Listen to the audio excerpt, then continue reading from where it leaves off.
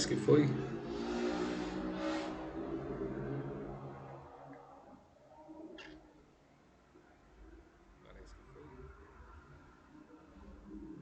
Foi.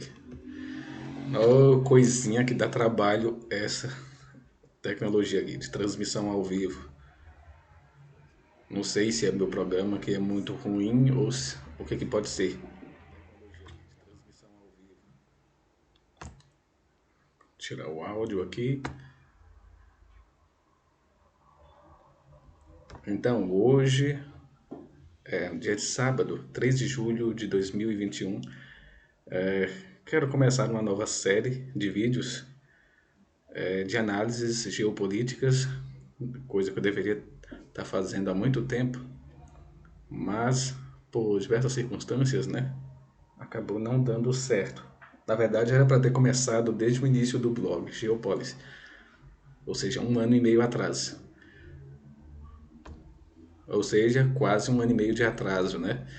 Mas acontece. Houve muitas coisas e houve uma coisa muito interessante e grave que aconteceu de 1 ano e meio para cá, que interrompeu essas análises, que foi a própria pandemia. Ou seja, houve um novo fator de análise geopolítica no mundo inteiro, de grande importância no mundo inteiro, que foi a pandemia de Covid-19, e que acabou mudando muito o contexto do próprio blog, da própria temática do blog a princípio. Por quê? Com o aparecimento da pandemia, novas nuances geopolíticas ocorreram pelo mundo inteiro. Quem é interessado neste tema percebe bem o que eu quero dizer com isto. A política mundial, a política internacional mudou completamente. As relações entre os países, as relações entre comunidades, a relação dos governos, a relação das forças políticas, econômicas, sociais, culturais, etc. O mundo inteiro mudaram completamente. E mudou também a relação das religiões. As religiões mudaram muito. Mudaram por diversas coisas que, vamos dizer assim, estava lá atrás, não eram perceptíveis, mas que a pandemia revelou, né? A pandemia serviu para descortinar muita coisa, inclusive, inclusive sobre a relação geopolítica global, que falaremos neste vídeo, nessa análise de hoje. Então, como que vai ser esta análise que vamos fazer aí? Pelo menos pretendo fazer todo sábado. Ainda não tenho horário definido, vou ver se eu consigo fazer. Talvez umas 5 horas, né? Ainda vou definir o horário bem, mas creio que vai ser sempre aos sábados, porque ao longo da semana vou estudando, né, o que vai ser publicado. Nessa primeira análise geopolítica do blog Geopolis, né, Geopolis, vou começar pelo blog, o nome do blog. Geopolis é a combinação de dois nomes, né, dois prefixos, geo, que é geografia, terra, e polis, né, cidade, civilização, estado. Geopolis, então, tem a ideia de cidade global. Cidade global. Por que esse nome? Por que cidade global? Cidade global tem a ver com a relação geopolítica mundial que é adotada hoje no mundo, que é a unificação das relações humanas. A unificação das relações humanas. Você tem aí você tem a união de diversos países buscando interesses em comum perante o mundo. A ONU, a Organização das Nações Unidas, ela é a representação disso. Ela surgiu ali oficialmente após a Segunda Guerra Mundial para justamente evitar conflitos mundiais, né? Para evitar novas guerras. Bem, não consegue evitar. Na verdade, ela apenas encobre interesses de nações poderosas. Por exemplo, você não vê ali a defesa do, dos interesses de Gana, do Zimbábue, perante a China, perante a Rússia, perante os Estados Unidos. Não, pelo contrário, esses países é que mandam nos outros. Então, o que a Organização das Nações Unidas, a ONU, mudou nesse quesito? a respeito do imperialismo, a respeito das potências. Nada, não mudou absolutamente nada, apenas encobriu algumas coisas. Então, para que a ONU existe mesmo? É para defender o interesse de todos os povos, de todas as nações? Mas é claro que não. O interesse da ONU, em primeiro lugar, é a uniformização da política mundial, submetendo todos os interesses dos povos a um conjunto de interesses que não são interesses dos povos, mas que é o interesse de uma classe dominante. Essa classe dominante, ela é muitas vezes correspondente a membros de governos, interesses, governos, empresas e, enfim, a elite desses países, dessas potências, dessas superpotências mundiais. Então, a ONU ela acaba sendo apenas uma instituição que encobre os interesses destes grupos, voltando a dizer, desses grupos que são de origem desses países. Se a ONU ela defende interesses globais, não é interesses globais da humanidade em geral, dos povos em geral. É ao contrário, ela busca os interesses globais, sim, mas de uma elite que se presume global.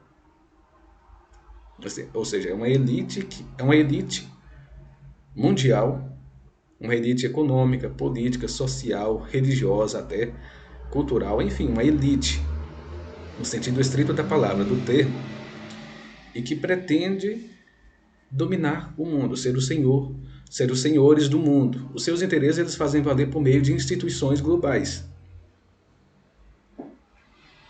Né? Então, esta elite, que ela tem interesses globais e que ensejam sua política no globo, no mundo, através de instituições ditas internacionais, como a ONU, a Organização Mundial da Saúde, a OMS, ou o Fórum Econômico Mundial, né? E outros, vamos dizer assim, clubes, entre aspas, este se trata justamente de instituições de fachada que encobrem apenas interesses dessa elite global, da qual a gente denomina genericamente de globalistas.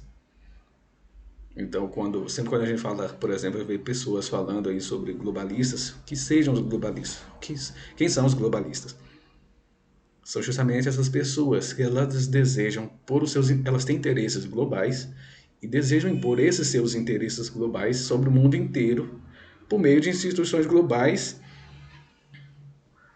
e, e desses interesses globais dominar os estados nacionais. Veja só, todos os países que são membros da ONU, eles estão mais que submissos à sua própria lei. Eles estão submetidos a uma lei da Organização das Nações Unidas, que são os tratados internacionais. E esses tratados internacionais, eles são levados em consideração, às vezes, com maior importância do que a própria lei interna dos países. E aí você vê, por exemplo, o Brasil, a situação do Brasil atual. O Brasil, ele é completamente dominado pelos tratados internacionais, e ele tem que, e os governos, independente de qual governo que entra, pode ser o governo do PT, pode ser o governo Bolsonaro, sempre vai ter que se submeter a esses interesses da ONU, esses interesses que perpassam na ONU como fachada, mas que na verdade são interesses dos globalistas. Assim, mas isso aí é teoria da conspiração.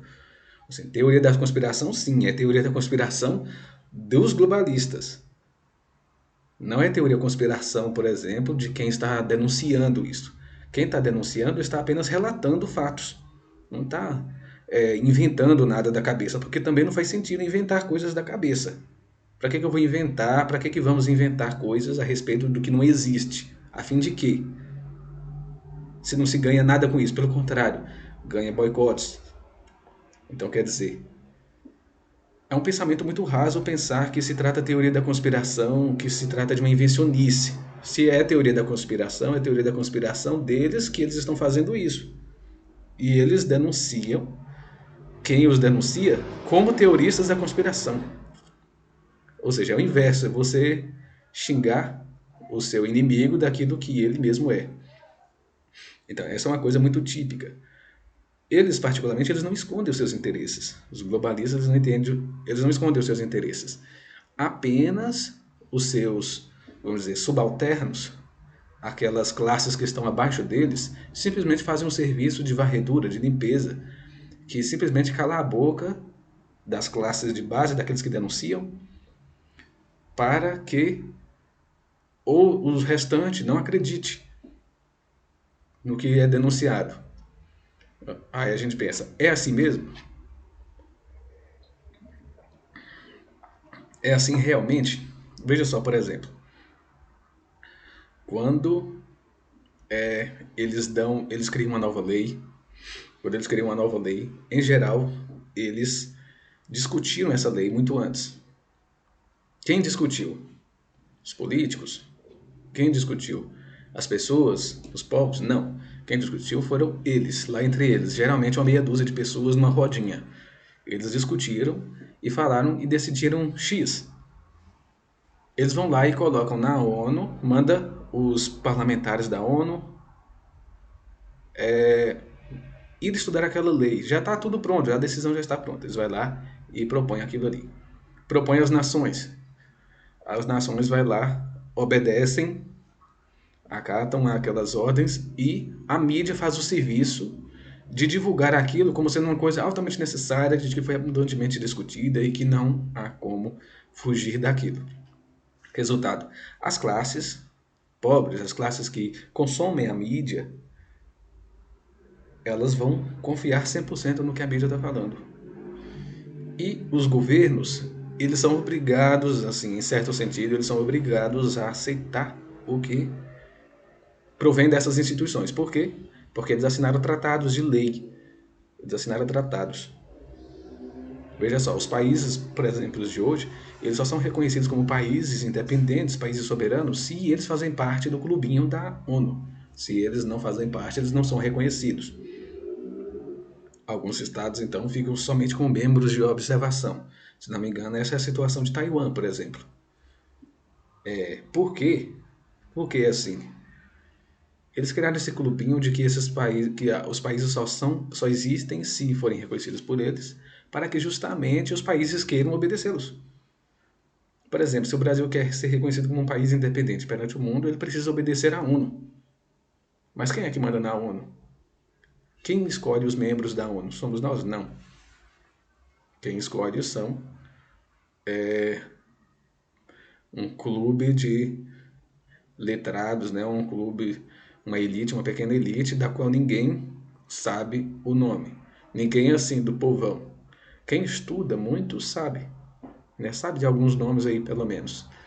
Não é tão escondido assim. Por exemplo, a Organização Mundial da Saúde, ela é financiada por estados, por governos, né? Pelos estados, pelos países. O maior financiador da Organização Mundial da Saúde é os Estados Unidos. São os Estados Unidos. O segundo maior financiador é Bill Gates. Ou seja, o segundo maior financiador não é um país, e sim uma pessoa. Bill Gates. Bill Gates, ele é um exemplo clássico. Podemos dizer assim que ele se tornou um exemplo clássico de globalista. Por quê?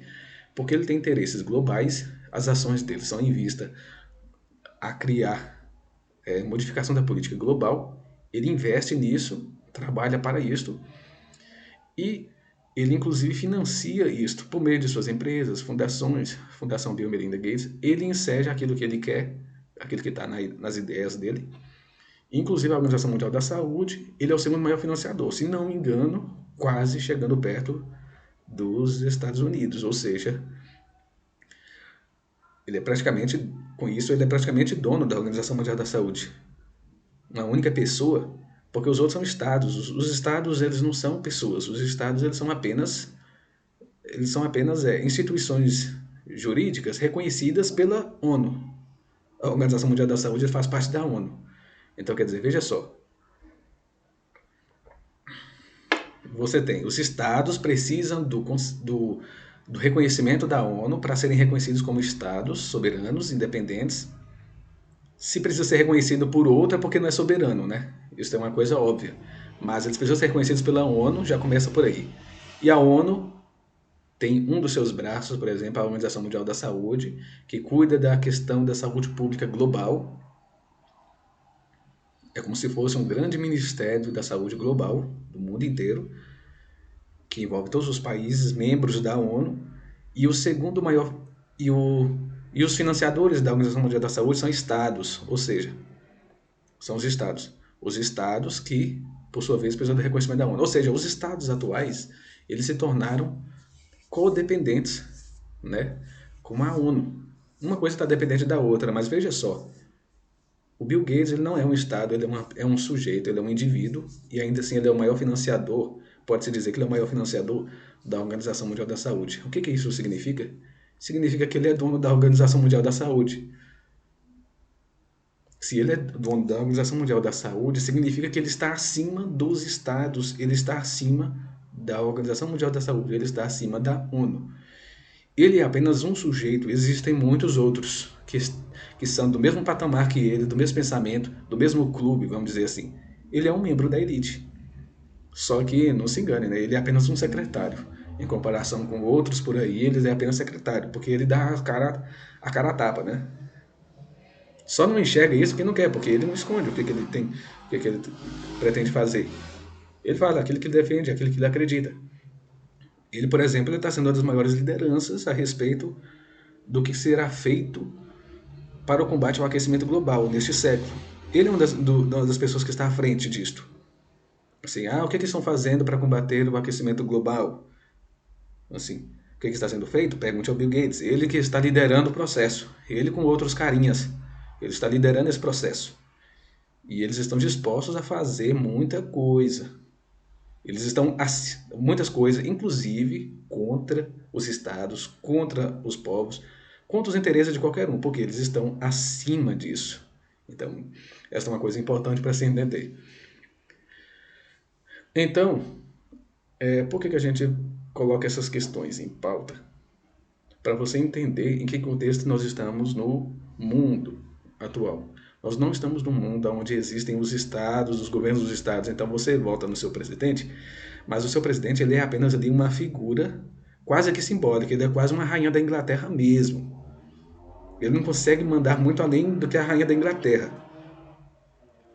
Vai lá a rainha da Inglaterra combater, por exemplo, esses caras, esses globalistas. Ela perde a sua coroa na hora. Ela talvez não acaba com a monarquia inglesa, mas ela perde a coroa. Assim, a rainha da Inglaterra já tá ficando gaga. Aí já tira ela e já coloca o filho dela. Por isso mesmo que ela já nem opina muito sobre essas questões, né? É nesse contexto que você consegue entender, por exemplo, por que a Inglaterra, por que o Reino Unido, né, quis sair do Brexit, quis sair da União Europeia, o Brexit. É justamente isto. O Reino Unido percebeu que os seus interesses nacionais eles seriam colocados cada vez mais de lado para ser delegada a uma autoridade que antes pertencia às nações, passa a pertencer a instituições internacionais, que no caso é a União Europeia. A União Europeia, por exemplo, ela já é um governo. Ela não pretende ser, ela não está evoluindo para ser, ela já se tornou um governo supranacional na Europa, e que ela vai se desenvolver ainda mais ao longo das próximas décadas. Acredito que nessa década vai se desenvolver super. O que vai acontecer com a União Europeia? A União Europeia ela vai criar processos de leis, ela já está fazendo isso agora. É só você ver lá no site oficial da União Europeia, você já vê isso. Eles estão fazendo uma votação para que qualquer cidadão possa votar e, curiosamente, possa votar no site. Ou seja, os cidadãos poderão votar o que eles pretendem mudar, o que eles pretendem que seja a União Europeia no futuro. Eles poderão fazer isso por meio de votação eletrônica, poderá dar suas opiniões eletrônicas. Agora, qual é o problema gravíssimo a respeito disso? Acontece que fazer votações desse tipo pela internet pode ser uma grande furada, porque elas podem ser reais ou podem não ser. Elas podem ser interesses reais da maioria do povo, pode não ser. Porque quem garante que o interesse que vai ser colocado em pauta futuramente seja realmente o interesse da maioria, mas vai ser divulgado como se fosse o interesse da maioria. Por quê? Porque foi coletado da internet. Então, quer dizer, não tem coisa mais fajuta do que fazer votação por internet. Absolutamente fajuto. Você pode colocar qualquer coisa ali e dizer que recebeu milhões de votos. A internet não é uma coisa segura. Coisas eletrônicas não são seguras. É por isso que existe no Brasil muita pressão a respeito do voto impresso. Por quê? O voto impresso é uma garantia de que aqueles votos existem e que eles podem ser comprováveis sempre que for requisitado. Isso é fato. Agora, quem é contra isto, quem é contra uma forma de registro físico, que no caso seja o papel impresso, é uma pessoa, no mínimo, lunática, de achar que com isso pode haver trapaça. Não existe trapaça, porque se você imprime um comprovante para cada pessoa que votou tem o seu comprovante de votação, quantas pessoas podem ter 1 milhão de partidos, se todos eles acham que o voto foi feito de maneira absolutamente falseada, esses 1 milhão de partidos eles podem se unir e verificar juntos e vão verificar a veracidade da contagem de votos. Ou seja, de que maneira pode ser fajuto uma contagem de votos impressa? É impossível. A menos que você coloque 1 milhão de partidos, 1 milhão de pessoas que são adversárias umas das outras, e ter total concordância a respeito de um processo fajuto. Mas isso é praticamente impossível, por definição. Já, mesmo que elas fizessem isto vamos dizer assim, mesmo que elas fizessem, vamos supor que 1 milhão de partidos, é claro que é um exagero muito, muito, muito grande, mas vamos supor que 1 milhão de partidos diferentes, eles concordem sobre um processo fajuto. Só pelo número de partidos e só pelo número de pessoas que eles representam, eles declarar um resultado que no caso seria fajuto, como sendo aquele, só isso aí já legitimaria o voto, já seria uma espécie de segunda eleição, né? Já seria uma espécie de segunda eleição. Assim, ó, todos concordaram que deve ser daquela maneira. Já seria um processo democrático já por aí. É, claro que eu estou exagerando, não é assim, isso é impossível. Habitamos adversários concordes desta maneira. Então, quer dizer, com certeza, então, o resultado de voto impresso, ele pode não ser infalível, porque eu dei o exemplo aí agora, pode não ser 100% infalível, é verdade, mas é incomparavelmente mais seguro do que se for feito voto eletrônico. Voto eletrônico você pode programar que todo voto vai receber ali, ou X número de votos vai cair para tal candidato, o X número vai cair para outro. Ah, mas isso aí você está inventando, Charles. Sim, estou inventando, mas é possível. Estou dizendo que é possível fazer isso por meio do voto eletrônico. Não estou dizendo que é assim. Então tem que saber separar as coisas. Que pode ser, pode ser. Não significa que seja assim. Agora, o que vai garantir que não seja realmente assim? Justamente o voto impresso. A mesma coisa está sendo agora feita na União Europeia, a coleção de interesses do povo da União Europeia dos é, por meio de coletagem eletrônica, né? Então, quer dizer, como eu falei, coletagem eletrônica absolutamente pode ser completamente falseado. Outra coisa, essa simples votação da União Europeia a respeito do que ela pretende ser no futuro significa que ela está caminhando para uma grande mudança futura, uma grande mudança global. Esta mudança, uma grande mudança no futuro. Sim, uma mudança global também, né? Mas uma grande mudança no futuro a respeito do seu corpo, da sua instituição. Ela já é um governo supranacional, mas ela vai se tornar efetivamente um governo, um Estado político, um Estado supranacional que vai engolir todos os Estados nacionais menores. Com certeza. No mínimo, esses Estados nacionais menores eles vão ser rebaixados a nível de província, pode-se dizer assim, debaixo debaixo dessa União Europeia. Em suma, nós estamos falando de uma confederação europeia um tanto singular, comparável provavelmente ao Império Romano. É uma verdadeira ressurreição do Império Romano nesse sentido, sem sombra de dúvida. E o Reino Unido ele quis sair da União Europeia justamente por causa disso, sabendo disto. Os caras não são bobos, eles sabem disto. Agora, por que eles não falam abertamente isso? Eles falam, mas acontece que existe as duas turmas, existe a turma do contra e a turma do favor. A turma a favor. A turma contra fala e são tratados como lunáticos. A turma a favor, que é o establishment global, melhor dizendo, né?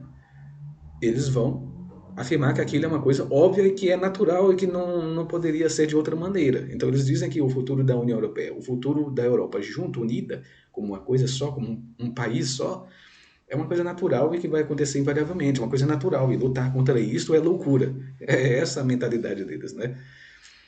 Agora, no, agora eles querem fazer isso também a nível global.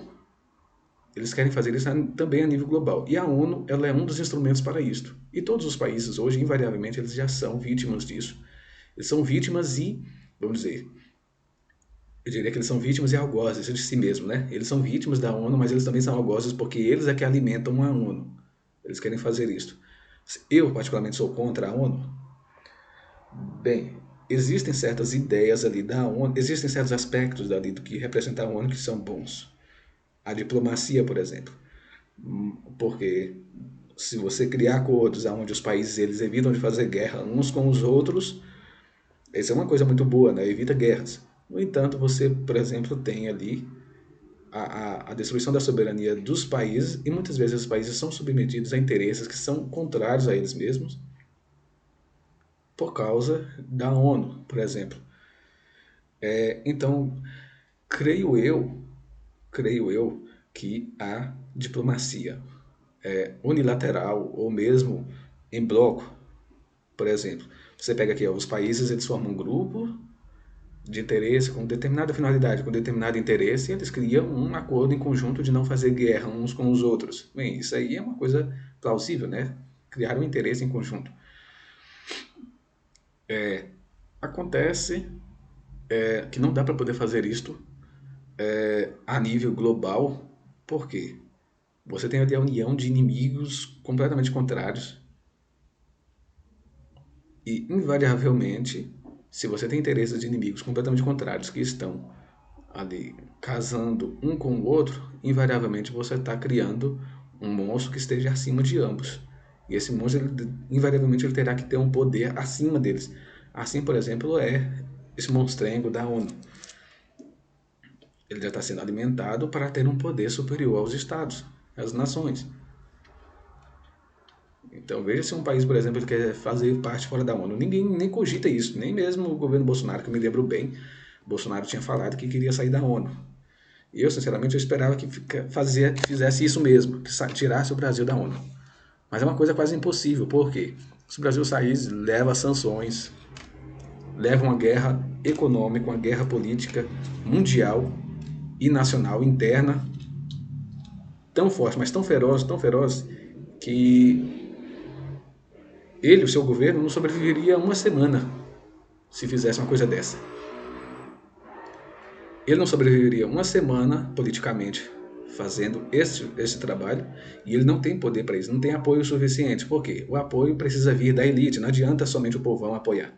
Tem que ter o apoio da elite brasileira também. Só que a elite brasileira, ela é toda serva, ela trabalha diretamente com esta elite global. Como? Como que eles trabalham? Por meio da dependência econômica. Eles têm total dependência econômica. Então, quando nós... de que maneira a dependência econômica? Banco, crédito, por meio dessas instituições que eu já falei, Banco Econômico Mundial, né? Banco Mundial, FMI, o Federal Reserve dos Estados Unidos, o Banco da Inglaterra, se não me engano, chama Banco da Inglaterra, e outras instituições. Veja só, esta crise que está acontecendo hoje, nos últimos 12 anos, não é uma crise econômica fruto das atividades, vamos dizer, das atividades econômicas tradicionais. Ela é uma crise artificial. É uma crise inteiramente artificial. É uma crise artificial financeira, uma crise financeira, E ela trata de dinheiro, veja só, de dinheiro completamente fantasioso, assim como, sei lá, o mundo de Nárnia é fantasioso, é esta crise econômica. A crise econômica ela é inteiramente artificial para provocar crise e criar o enriquecimento desta mesma elite global. Eles enriquecem a cada ano mais e mais e mais e mais e mais, graças a esses artifícios que é a economia financeira. Então, você tem aí a contraposição de duas economias. Você tem a economia real e você tem a economia financeira. A economia tem a palavra técnica mais precisa. A economia real, no caso, a economia real, ela é aquela economia que quando você, por exemplo, compra um pão no mercado, um pão na padaria, você está participando da economia real, porque você tem ali um produto real sendo executado. Você está comprando um pão que realmente existe e vai te alimentar. Pronto. Você está dando dinheiro real. A economia financeira é uma economia artificial, é uma economia que ela não existe, ela é apenas uma economia de especulação. Se não me engano, acho que a palavra é essa mesmo, economia especulativa. A economia especulativa é, por exemplo, quando você compra ações na bolsa de valores. Você compra ações da Petrobras apostando que ela vai se valorizar, sei lá, 10% no mês de julho de 2021. Você aposta que ela vai se valorizar 10% e você lá tem uma ações no valor de R$ 1.000. Vai valorizar 10%, significa que você vai subir para R$ 1.100. Você ganhou R$ 100? Sim, você ganhou R$ 100 artificialmente, por uma valorização artificial. Você pode perder também de R$ 1.000, você pode perder para R$ 500. Num único mês, numa única semana, num único dia, numa única hora, inclusive. Tudo depende da execução, da transição, do contrato de execução. Então, quer dizer, a economia financeira artificial ela pode subir 10 vezes num dia, ela pode também cair 10 vezes num dia. Então, por que as pessoas investem nisto? É justamente por uma especulação. Agora, de que maneira que as pessoas vão querer trabalhar com especulação, sendo que elas podem perder tudo ou elas podem ganhar muito? Justamente porque aquelas pessoas que criaram tal trabalho, elas dominam a articulação do mercado. Por exemplo, elas criam a crise e elas podem fazer valorizar ou desvalorizar de acordo com a vontade delas. Se você tem um completo domínio, completo controle da valorização e desvalorização do mercado, você tem simplesmente todo o mercado nas mãos, você tem todo o dinheiro nas mãos.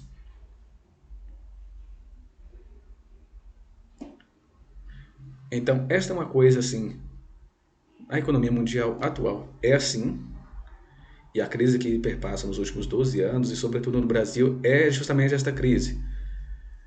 Veja só, desde que começou esta crise do Covid-19, desde que começou essa crise do Covid-19, os ricos, eles enriqueceram. Os ricos, quando eu digo ricos, os mega bilionários, as mega fortunas, eles enriqueceram uma quantidade absolutamente notável.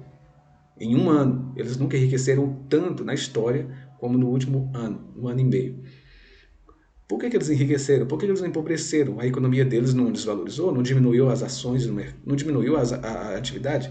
Sim, diminuiu a atividade econômica, mas a economia real, mas a economia financeira, a economia especulativa, aumentou formidavelmente. Isso indica que eles conhecem bem o que está acontecendo e o que vai acontecer. Eles presumem o que vai acontecer. Agora, por que eles presumem que eles vão acontecer? Então, aqui que está a chave do negócio. Eles conseguem enriquecer-se, eles conseguem se enriquecer porque eles sabem o que vai acontecer, porque eles mesmos é que estão fazendo a política global que afeta a economia. Por exemplo, se está ocorrendo a pandemia e esta ocasiona em X ou Y de efeitos, eles sabem que vai acontecer esses efeitos porque eles é que pretendem que aconteça esses efeitos, entendeu?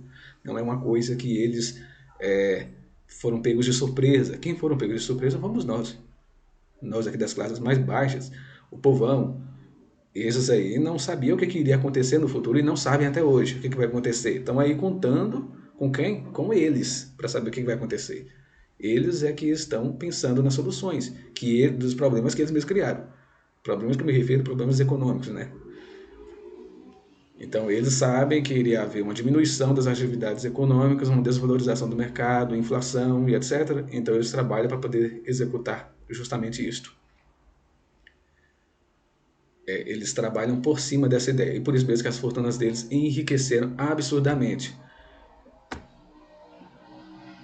Vou mostrar aqui para vocês, para ser um pouco mais exato.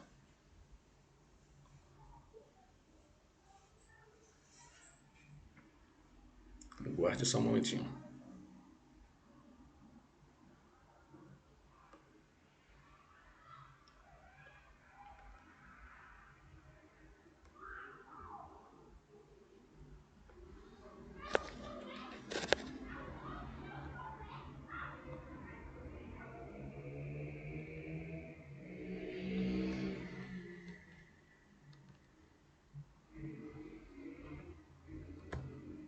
Meu Deus.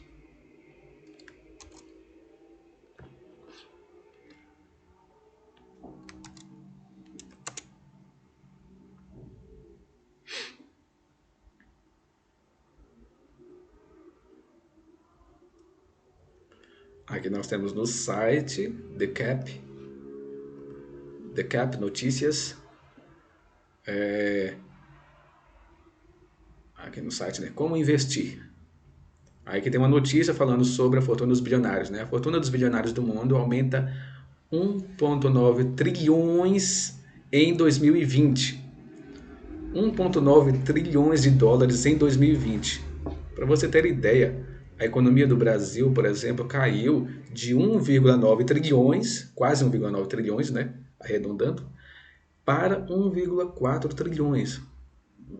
1,4,5 trilhões, ou seja, 1 trilhão e 450 bilhões de dólares mais ou menos em 2020. Ou seja, a economia do Brasil encolheu mais de 20% em um único ano, enquanto a economia dos bilionários aumentou 1,9 trilhões. Ou seja, o Brasil empobreceu muito e os trilionários, os bilionários, as grandes fortunas, enriqueceram muito mais do que o Brasil.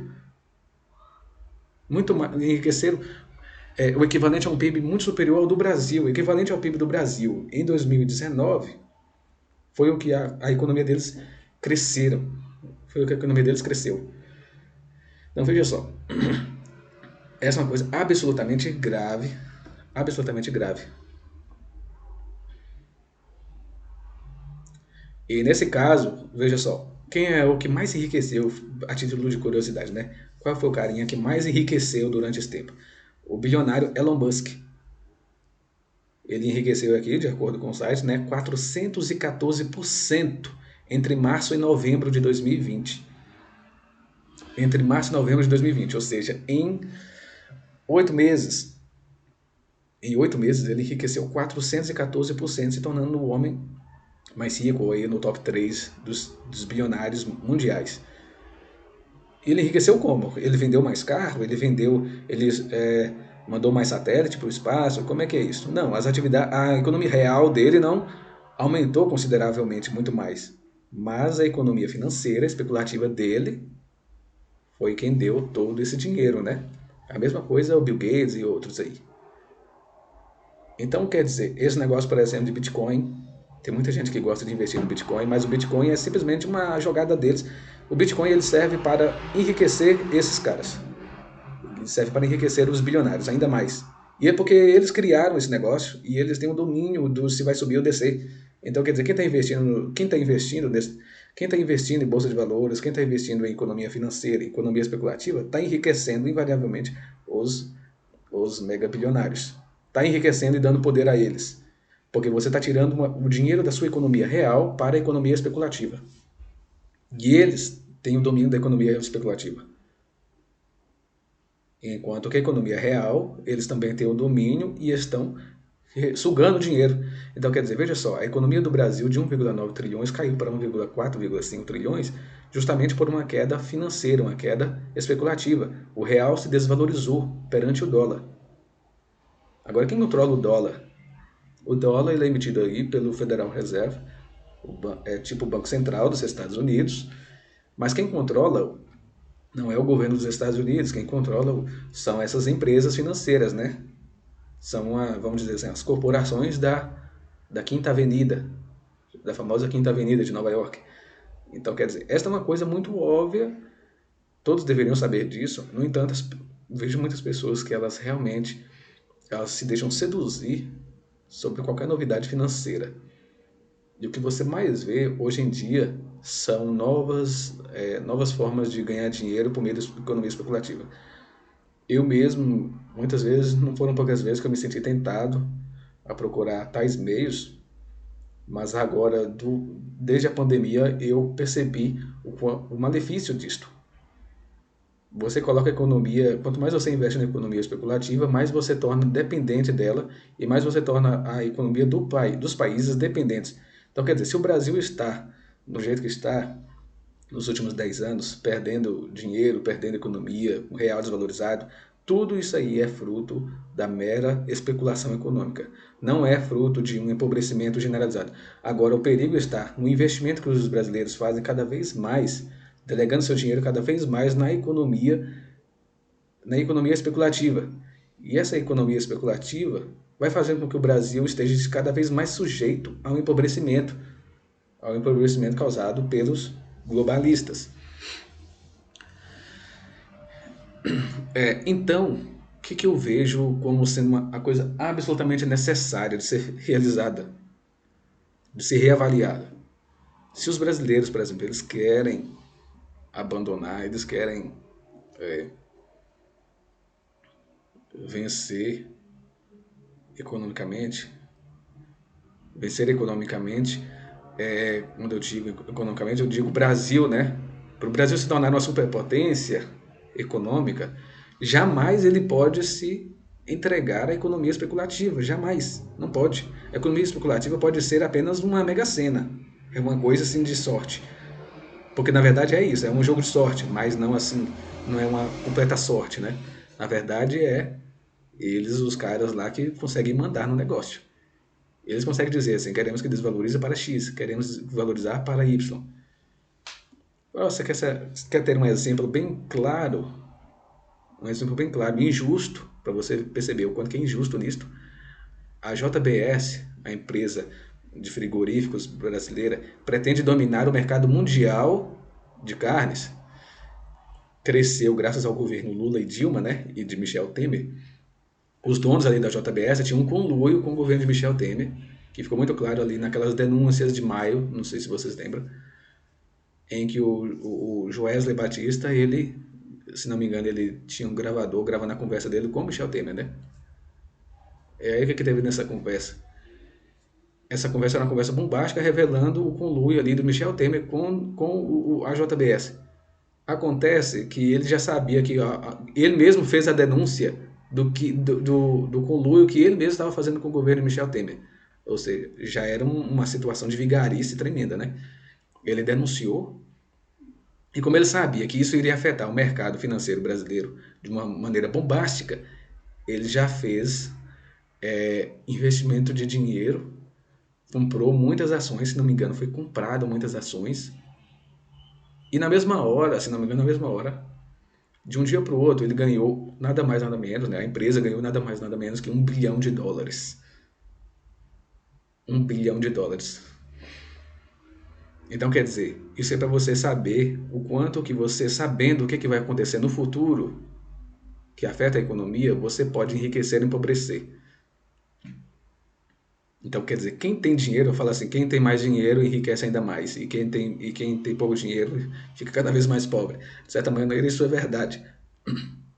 Porque os megabilionários, eles não enriquecem porque eles estão tirando dinheiro dos mais pobres.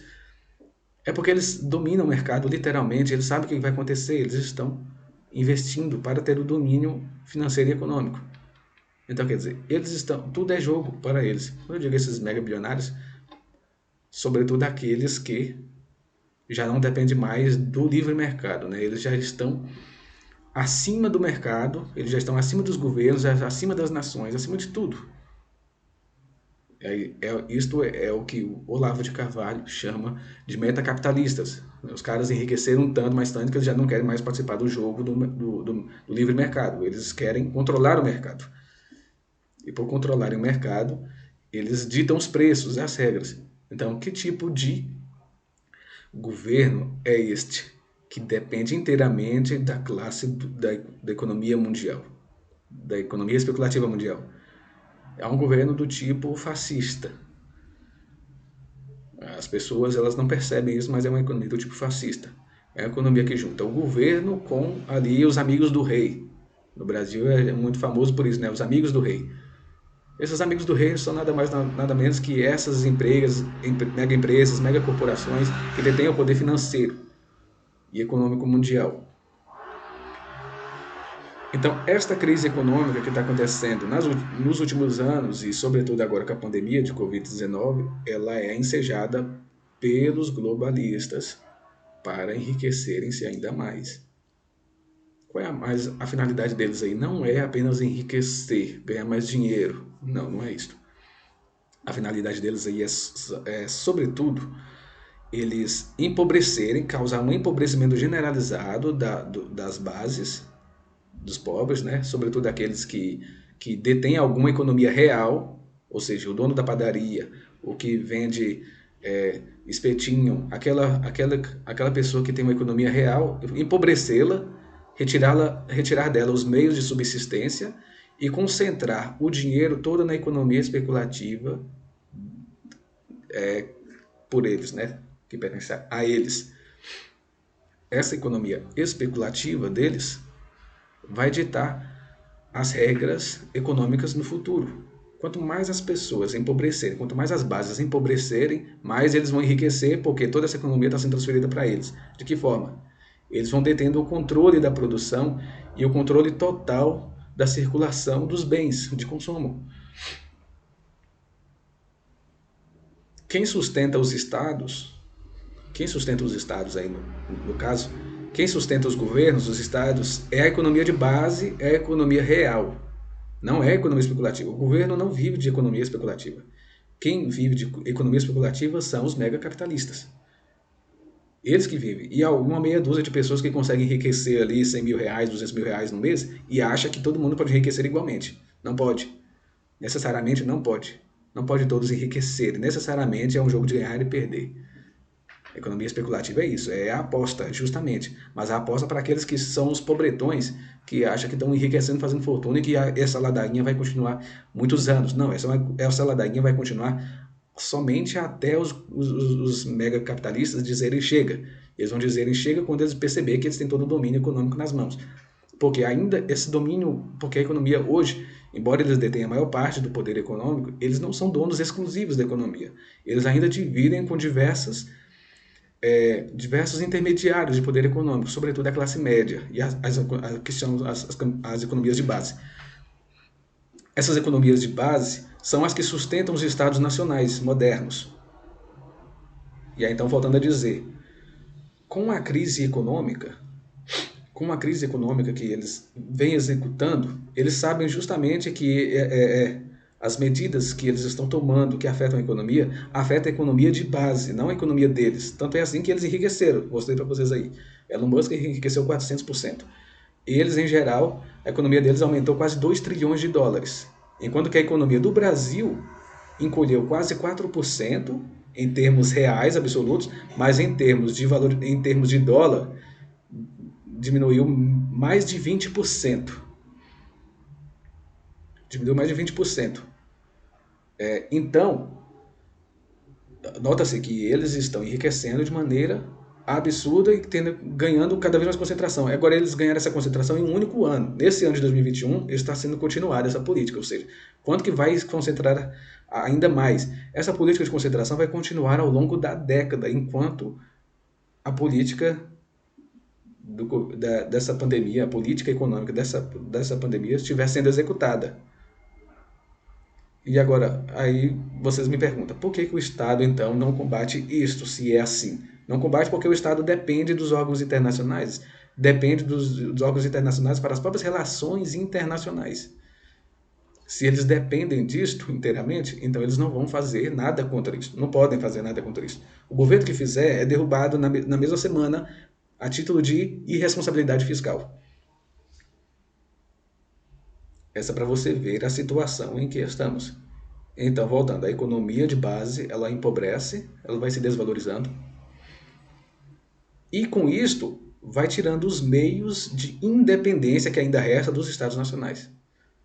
Os estados eles vão perdendo cada vez mais dinheiro, porque os dinheiros dos estados vêm dos impostos, e os impostos vêm da economia de base, vêm do povão, vêm da economia de base, vêm do consumo real de produtos, e isto vai ocasionando o empobrecimento, vai causando a cada vez maior dependência dos estados. Qual é a finalidade deles nisto aí? É que ao empobrecer a classe média, ao empobrecer a economia de base, os governos vão depender cada vez mais deles para executar os seus próprios trabalhos de governo. Isso já está sendo executado, por exemplo, em parte agora com o projeto das vacinas, por exemplo. As vacinas estão sendo financiadas inteiramente pelas empresas. As empresas não estão praticamente gastando nada, gastando muito pouco com o projeto das vacinas. Quem está gastando são os governos que estão financiando. Elas estão, então, trabalhando, produzindo uma coisa que não depende da economia de base, depende inteiramente do financiamento dos governos, que por sua vez sugou o dinheiro da economia de base. Elas vão estar lançando essas vacinas, o governo por sua vez vai estar comprando essas vacinas, né, financiando através da compra e distribuindo para a população. E enquanto isso, elas vão enriquecendo absurdamente mais. Então, quer dizer, essa já é uma forma de dependência. Essa já é uma forma de dependência econômica que eles já estão criando, né? Mas isso aí é apenas um exemplo. Bem, eu acho que por hoje, deixa eu ver se tem algum item.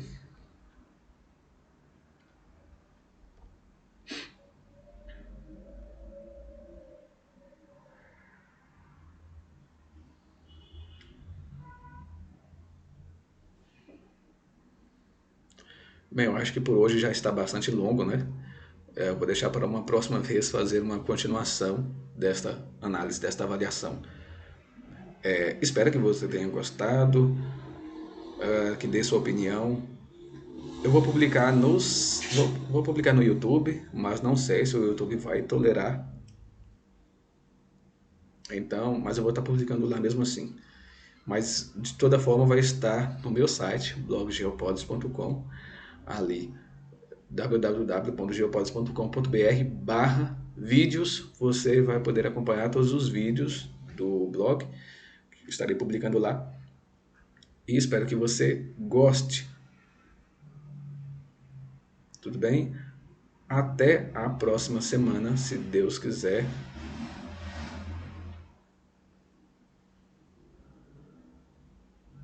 Até mais.